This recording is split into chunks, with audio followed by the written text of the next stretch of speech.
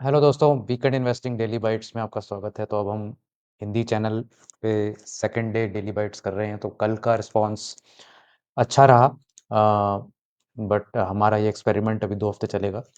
तो आप हमें ज़रूर कमेंट में लिखिए और अपने फ्रेंड्स के साथ शेयर करिए। 2 हफ्ते में पता लग जाएगा कि वेदर हमें आगे बढ़ाना चाहिए एक्सपेरिमेंट कि नहीं बढ़ाना चाहिए। एक चीज़ जो मैं और सोच रहा था, वो ये है कि आप हमें ये बताएँ कि कौन-सा कंटेंट इसमें ऐसा है जो आपको अच्छा लग रहा है और कौन-सा नहीं अच्छा लग रहा है। तो आज जो हम डिटेल में बात करेंगे वो हिंडनबर्ग के बारे में बात करेंगे। हिंडनबर्ग आपको पता ही है कि हिंडनबर्ग की रिपोर्ट जब आती है तो मार्केट हिल जाती है। तो वो कंपनी ही बंद हो गई है और उसके जो एपिसोड्स हैं उसके उसने किस-किस कंपनी को क्या डैमेज किया था, उसका हम थोड़ा-सा अ अ, एक आज एनालिसिस करेंगे और आपको मार्केट में क्या करना चाहिए रिगार्डिंग न्यूज़ और प्राइस, वो आपको इस रिपोर्ट के बाद समझ में आएगा। तो डिस्क्लेमर ज़रूर पढ़िए, ये आपके बेनिफिट के लिए है और सब्सक्राइब कर लीजिए चैनल अगर नहीं किया है अभी तक आपने तो। तो मार्केट का अगर रुझान देखें तो मार्केट 3 दिन से लगातार हल्के-हल्के एक रिकवरी पाथ पर है। ये रिएक्शन भी हो सकता है क्योंकि जैसे पहले गिरी थी, उसके बाद एक रिएक्शन आया था, फिर गिरी, फिर एक रिएक्शन आया, फिर गिरी है, फिर एक रिएक्शन आ रहा है। लेकिन इस बार जो है, जहाँ से ये ब्रेकडाउन हुआ है, उसके आस-पास अब पहुँच गई है मार्केट। तो 2, 4, 5 दिन अगर इस एरिया में कंसोलिडेशन अगर होगा, तो मेरे ख़्याल से कुछ कॉन्फिडेंस वापस आना शुरू होगा। अ, ये जो बॉटम बना था 4 दिन पहले, ये नहीं ब्रेक होना चाहिए। अगर ये ब्रेक होगा तो फिर फ्रेश नीचे एक लेग खुल जाएगी। तो 0.4% आज निफ्टी बढ़ा, अच्छी बात है। निफ्टी जूनियर जो निफ्टी नेक्स्ट 50 भी जिसे कहते हैं, वो 1.4% बढ़ा और उसमें एक अच्छी बढ़त आई है 3 दिनों में। ये अपने ब्रेकडाउन पॉइंट से अभी भी काफ़ी नीचे है, ये शार्प बहुत ज़्यादा थी फॉल, इसीलिए इसमें काफ़ी ज़्यादा रिकवरी चाहिए वापस आने के लिए। तो ये अभी कुछ कहना मुश्किल है कि ये फॉल का सिर्फ़ एक काउंटर रिएक्शन है और ये हो सकता है कि ये आने वाले दिनों में ये वापस फॉल शुरू हो जाए। मिड कैप ने गैप कंप्लीट कर लिया है अपना, जब ब्रेकडाउन पॉइंट से ऊपर आ गया है, तो यहाँ थोड़ा-सा कम्फर्ट आना शुरू हुआ है मिड कैप में, 1% अप है आज के दिन और स्मॉल कैप में भी ऐसी सिचुएशन है सेम एज़ मिड कैप, 1.2% वापस आया है। तो यहाँ पर मुझे रिकवरी ज़्यादा स्ट्रॉन्गर लग रही है than Nifty and Nifty junior और बैंक निफ्टी में भी 1% का जंप आया है। बैंक निफ्टी भी थोड़ा-सा सँभला हुआ लग रहा है पहले से। जब तक हम इस फॉल का 60-65% फॉल कवर नहीं कर लेंगे, अपने ब्रेकडाउन पॉइंट के ऊपर नहीं आ जाएँगे, तब तक कहना बहुत मुश्किल है कि ये फॉल अरेस्ट हो गई है कि नहीं हो गई है, थम गई है कि नहीं थम गई है। मोमेंटम ट्रेंड्स अगर हम टॉप 500 स्टॉक्स में देखें तो 374 स्टॉक गेन कर रहे थे, 123 स्टॉक डिक्लाइन कर रहे थे, तो मार्केट की जो ब्रेड्थ है, वो काफ़ी अच्छी थी, ग्रीन की तरफ थी, तो ये एक पॉजिटिव साइन है।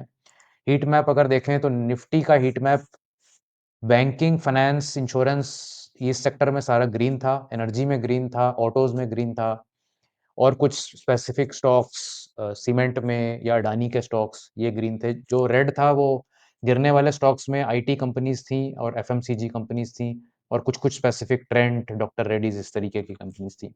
निफ्टी नेक्स्ट 50 में आप देख सकते हैं कि काफ़ी ज़्यादा एक ग्रीन आपको पिक्चर मिल रही है। इसका मतलब निफ्टी नेक्स्ट 50 में काफ़ी ज़्यादा जंप आया मोस्टली स्टॉक्स में, चाहे वो कैपिटल गुड्स के हों, चाहे वो पब्लिक सेक्टर बैंक्स के हों, पब्लिक सेक्टर एंटरप्राइज़ स्टॉक्स हों, एनर्जी स्टॉक्स हों, कमोडिटी और सीमेंट के स्टॉक्स हों या एलटीआईएम नौकरी जैसे स्टॉक्स हों, तो सब जगह एक उछाल देखने को मिला है आज निफ्टी नेक्स्ट 50 से इसमें। सेक्टर्स की बात कर लेते हैं, तो पीएसयू बैंक्स में सबसे ज़्यादा उछाल था आज 2.6%, मेटल्स में 1.7%, पब्लिक सेक्टर एंटरप्राइज़ में 1.4, कमोडिटीज़ में 1.4, एनर्जी में 1.3%। तो ये जितने भी सेक्टर्स ऊपर 4-5 सेक्टर्स हैं, इन्होंने काफ़ी अच्छा परफ़ॉर्म किया है आज और इस परफ़ॉर्मेंस की वज़ह से इनका जो पिछले 1 हफ़्ते की जो मूवमेंट है, वो ऑलमोस्ट अब ज़ीरो फ्लैट पे आ गई है कि पहले बहुत ज़्यादा गिरे हुए थे ये पिछले 1 हफ़्ते में, अब ये ऑलमोस्ट फ्लैट पर आ गए हैं। रियल एस्टेट एक सेक्टर है जो पिछले हफ़्ते में भी काफ़ी गिरा हुआ है अभी भी, 6.4%। एफएमसीजी एक सेक्टर है जो बड़ा सरप्राइजिंग सेक्टर चल रहा है कि जब मार्केट नॉर्मली गिरती है तो एफएमसीजी के स्टॉक्स में थोड़ा डिफेंसिव मूवमेंट आती है कि पैसा और स्टॉक और सेक्टर्स में से निकल के defensive stock sectors like FMCG में जाता है। लेकिन इस बार ऐसा अभी तक नहीं हो रहा है, एफएमसीजी भी गिर रहा है और फ़ार्मा भी गिर रहा है इस हफ़्ते 4.2% फ़ार्मा भी गिरा है और फो 3.9% एफएमसीजी भी गिरा है। 1 महीने का अगर देखें चार्ट तो सारे ही सेक्टर डाउन हैं 1 महीने में और 3 महीने में सिर्फ़ आईटी में थोड़ी-सी बढ़त है और 12 महीने में देखें तो सिर्फ़ 3-4 ही सेक्टर डबल डिजिट में रह गए हैं, public sector enterprise, auto, pharma और आईटी। बाकी सब सिंगल डिजिट हैं या नेगेटिव हो चुके हैं। तो मार्केट की अच्छी खासी एक जो है एक पोज़ीशन ऐसी बनी हुई है जहाँ पर काफ़ी सेक्टरों में तो पिछले साल भर में अभी अब किसी के पास कुछ ख़ास प्रॉफ़िट नहीं बचा है। स्पेसिफ़िक स्टॉक्स अगर आपके पोर्टफ़ोलियो में हैं, वो तो ख़ैर हो सकते हैं बहुत ऊपर हों या बहुत नीचे हों, बट मैं इंडेक्स पॉइंट ऑफ़ व्यू से कह रहा हूँ। इंडेक्स पॉइंट ऑफ़ व्यू से बहुत ज़्यादा गेन अभी नहीं बचा है। पब्लिक सेक्टर बैंक में थोड़ा-सा उछाल था, कुछ stocks Punjab Sind Bank, Indian Bank, Bank of India, Union Bank इनमें काफ़ी अच्छा उछाल था। इसमें बजट की भी बातें हो रही हैं कि बजट में शायद फिर से डाइवेस्टमेंट की बात करी जाए या कुछ और कंसोलिडेशन की बात करी जाए 3-4 बैंक्स को मर्ज करने की, तो उस करके हो सकता है पीएसयू बैंक्स में थोड़ी-सी अभी तेज़ी आ रही है। अब हिंडनबर्ग की बात कर लें तो हिंडनबर्ग तो हो गया है बंद।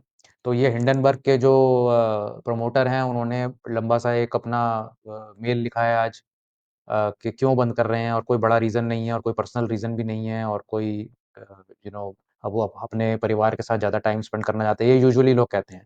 इसके पीछे कारण क्या है ये किसी को नहीं पता है, क्या कोई दबाव है इनके ऊपर या कोई इन्वेस्टिगेशन इन्हीं की होनी शुरू हो गई है कि भई ये किस तरह से पहले शॉर्ट पोज़ीशन बनाया करते थे और फिर कंपनीज़ की रिपोर्ट नेगेटिव रिपोर्ट निकाल कर खुद पैसे कमाया करते थे। तो इस तरीके की जो स्पेकुलेशन है, अटकलें लगाई जा रही हैं कि ये क्यों हुआ? क्योंकि अगर इतना ही सक्सेसफुल कंसल्टेंसी थी ये, तो क्यों बंद करी जा रही है? ये सब हर आदमी पूछेगा। तो इन्होंने बहुत सारे कंपनीज़ को टारगेट किया पिछले कई सालों में और बहुत कंपनियाँ तो उन्होंने बंद ही करा दी हैं। आप ये देखेंगे ये सारी लिस्ट जो है, ये बहुत लंबी लिस्ट है जिन जिन कंपनीज़ के शेयर प्राइसेज़ 90 से 100% गिरे इनकी रिपोर्ट आने के बाद।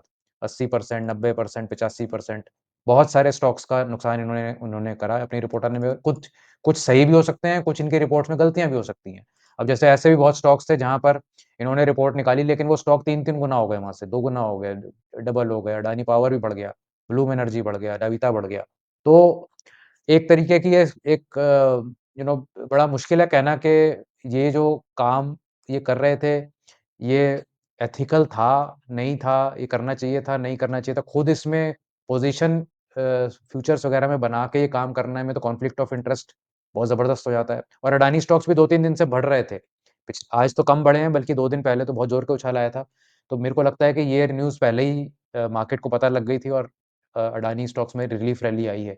तो बहुत पॉपुलर एक केस है हिंडनबर्ग का जो मैं यहाँ पे बताना चाहूँगा नॉलेज सेक के लिए कि निकोला एक कंपनी हुआ करती थी जिसमें एक ईवी ट्रक्स बनते थे और उन्होंने एक ऐसा वीडियो निकाला था कि भई हमारा ट्रक बड़ी तेज़ी से भाग रहा है और उसका उस वीडियो का इन्होंने इन्वेस्टिगेशन करके हिंडनबर्ग ने कहा कि भई ये इसमें तो ये चल नहीं रहा था, ये बल्कि एक नीचे एक पहाड़ी के नीचे बस धकेला गया था उसको। और वो फिर एक कोर्ट केस बना और यूएस जूरी ने उस कंपनी को कन्विक्ट किया उनके फाउंडर ट्रेवर मिल्टन को कि भई उन्होंने इन्वेस्टर से झूठ बोला था और जहाँ इनकी रिपोर्ट निकली थी तब $1000 का उसका रेट था कंपनी का नैस्डैक पर और वो खत्म होते-होते ऑलमोस्ट ज़ीरो ही हो गया, $1 पे आ गया। तो इस तरीके का इम्पैक्ट इन्होंने करा है कंपनीज़ को। ई हैंग होल्डिंग्स को इन्होंने मारा था 2021 में 97% ड्रॉडाउन आया। फिर ड्राफ्ट किंग्स एक कंपनी नैस्डैक की उसको 87% इन्होंने पटकाया था नीचे। और क्लोवर हेल्थ एक कंपनी थी 2021 में वो भी 97% ड्रॉडाउन करके गिरी। तो मेरे को ऐसा लगता है कि अच्छा ये बड़ा अच्छा पर्सपेक्टिव अजय सर ने आज ट्विटर पर दिया है, एक्स पर दिया है कि ये बड़े ग्रे ज़ोन में ऑपरेट कर रहे थे कि नेगेटिव रिपोर्ट निकालना, शॉर्ट पोज़ीशन लेना, हेज फंड्स के थ्रू अपनी पोज़ीशन ना डिस्क्लोज़ करना और उनको भी ऐसा लग रहा है अजय जी को भी कि ये जो डैमेज इन्होंने किया है कंपनीज़ को, प्रमोटर्स को कुछ हो सकता है कुछ सही स्टोरीज़ भी हों, लेकिन कुछ गलत भी हो सकती हैं। तो कोई ऐसा मतलब इसका कोई समरी नहीं निकाल सकते आप कि जो इन्होंने कहा वो सब सही था और जो इन्होंने कंपनीज़ पे एलिगेशन लगाई वो बिल्कुल सही थी। तो एक तरह से एक रोल प्ले कर रही थी ये कंपनी जो कि एक्चुअली में रेगुलेटर का रोल है। तो अगर आपका पर्पस यही था कि भई आपको कोई चीज़ एक्सपोज़ करनी है तो आप रेगुलेटर के पास जाके वो इन्फॉर्मेशन दे दो। आप उसको रेगुलेटर को बता दो कि भई मेरी ये फाइंडिंग्स हैं। अब आप जो मर्ज़ी इसका अ इन्वेस्टिगेशन करिए, कंपनी को हॉल अप करिए। लेकिन खुद पोज़ीशन लेना, खुद ये रिपोर्ट निकाल के सेंसेशनलाइज़ करना, ये पता नहीं कितना सही था, कितना गलत था। लेकिन ख़ैर हम उसमें नहीं जाना चाहते उस बात में। फैक्ट ये है कि वो अब कहानी वो खत्म हो गई है और रिटेल इन्वेस्टर्स की यूजुअली एक प्रॉब्लम ये रहती है कि वो न्यूज़ देखकर डिसीज़न लेते हैं। तो ऐसा भी बहुत केसेस में हो सकता है कि कोई न्यूज़ आए किसी कंपनी के बारे में, आप उससे इन्फ्लुएंस होके निकल गए और पता लगा कि वो न्यूज़ गलत थी। तो आपकी बेकार में ही एक पोज़ीशन खत्म हो जाती है उसके अंदर। तो वो एक मेजर सिचुएशन होती है। अडानी एंटरप्राइज़ का जैसे स्टॉक लें तो वो ₹100 से ₹4000 गया स्टॉक ये। अब एम्पल अपॉर्च्युनिटी थी किसी को भी पैसा कमाने की इसके अंदर। कोई न्यूज़ की ज़रूरत नहीं थी जब बढ़ रहा था स्टॉक ये 2019, 20, 21 में, तो कोई इसको पूछने वाला नहीं था कि भाई क्यों बढ़ रहा है? और जो लोग प्राइस बिहेवियर फ़ॉलो कर रहे थे, वो अपना इसको खरीद के चल रहे थे। उसके बाद न्यूज़ आई, उसके बाद लोग बायस हो गए, अडानी ग्रुप के अगेंस्ट कोई ऐसी फाइंडिंग भी नहीं निकली और फिर से जब वो स्टॉक बढ़ना शुरू हुआ और लोगों ने बिल्कुल बॉटम पे ही जाके बेचा इस स्टॉक और वो फिर से ₹1000 से फिर ₹4000 हो गया अगले 6-8 महीने में। फिर उन्होंने ट्राई किया कि एक बार फिर से रिपोर्ट निकाली 2024 में कि फिर गिर जाए स्टॉक ये, लेकिन वो ऐसा कोई बहुत ज़्यादा गिरा नहीं, 24-2500 पे अभी भी मेंटेन्ड है स्टॉक। तो इस तरह से ये जो न्यूज़ की वजह से बहुत सारा एक मिस इन्फॉर्मेशन भी फैलती है मार्केट में और प्राइस को फ़ॉलो करना ही प्रोबब्ली सबसे मेरे ख़्याल से डिसीज़न रहता है क्योंकि जो भी मैं कहता हूँ कि अगर गलत भी रिपोर्ट और प्राइस गिर भी रहा है, तो आप एक बार निकल सकते हैं उसमें और अगर प्राइस बढ़ रहा है, तो आप उसमें वापस भी जा सकते हैं। नॉर्मली क्या होगा कि एक बार ऐसी कोई रिपोर्ट आ गई, तो आपके दिमाग में बैठ जाएगी वो कि वो तो कंपनी गलत है, मुझे उसमें जाना नहीं है। तो ऐसे करके वो बायस क्रिएट हो जाता है। अगर वो कंपनी सपोज़ वहाँ से 2000 से ₹10,000 जाना है, तो आप क्यों अपने आप को उस अपॉर्च्युनिटी से वंचित रखेंगे? तो न्यूज़ एक ऐसी चीज़ है जो जितना आप सुनेंगे उतना आपके माइंड में ओपिनियन क्रिएट होगा और हमारा जो मेन पर्पस है स्पेशली मोमेंटम इन्वेस्टिंग में कि हमें कोई ओपिनियन रखना ही नहीं है। ये जितने भी स्टॉक्स हैं ये बसेस की तरह हैं, बसेस आ रही हैं, बसेस जा रही हैं, हमें फास्टेस्ट बस में बैठना है और फिर उतर जाना है। तो आपको जितना आप ओपिनियन बनाएँगे कंपनी के बारे में, उतना आपको उस कंपनी से लगाव हो जाएगा, उतना मुश्किल से आप एग्ज़िट कर पाएँगे उसको, उतना ही ओवर कॉन्फिडेंस भी आ सकता है आपको। अगर आप बहुत ज़्यादा एक कंपनी के बारे में रीड करते रहेंगे और उसका ओपिनियन बना लेंगे, तो आपको लगेगा कि सब कुछ बेच के बस मैं इसी कंपनी में लगा दूँ और वो गलती भी कई बार हो जाती है।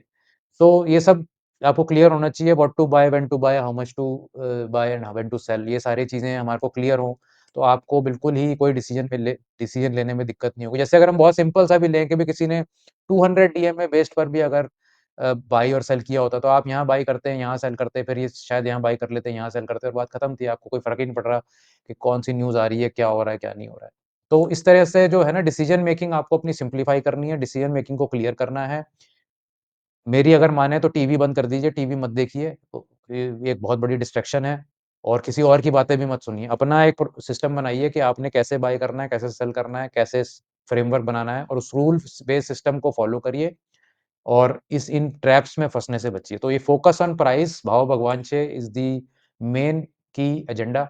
जहाँ पर भी आप इसको लगा देंगे, आपके पोर्टफोलियो में आप 5 साल में देखेंगे कितनी तरक्की होगी, कितना बढ़िया तरीके से आप अपनी जर्नी करेंगे, बिना टेंशन के बढ़िया आपको नींद आएगी रात को।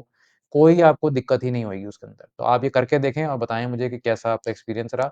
आप ऐसे डिसीज़न्स कैसे लेते हैं जब ऐसी रिपोर्ट आए, वो भी लिखें कमेंट्स में, इस चैनल के बारे में लिखें और लाइक और शेयर तो करें ही और सब्सक्राइब भी करें इस चैनल को और मुझे बताएँ कमेंट्स में कि क्या हम इसे इम्प्रूव कर सकते हैं, कैसे? Thank you so much.